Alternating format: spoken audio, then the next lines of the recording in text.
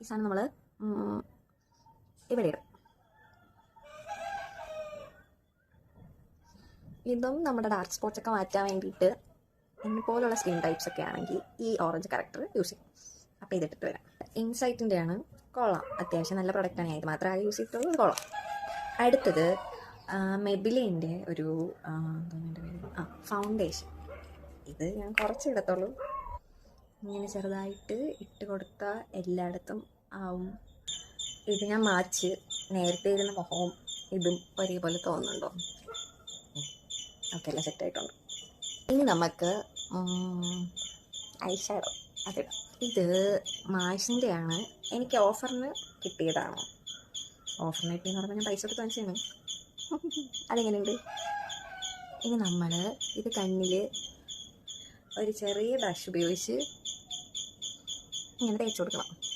വീട്ടിലാരും ഇല്ലാത്തപ്പം സൺഡേക്ക് ആണെങ്കിൽ എൻ്റെ പരിപാടി ഇതാണ്. കിളിയുടെ ശബ്ദവും അണ്ണൻ്റെ ശബ്ദവും ഒക്കെ കേൾക്കാം.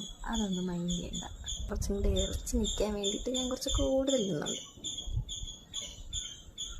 എന്തായാലും അമ്മ വരുന്നതിന് മുമ്പ് ഞാൻ കഴുകിക്കളയും.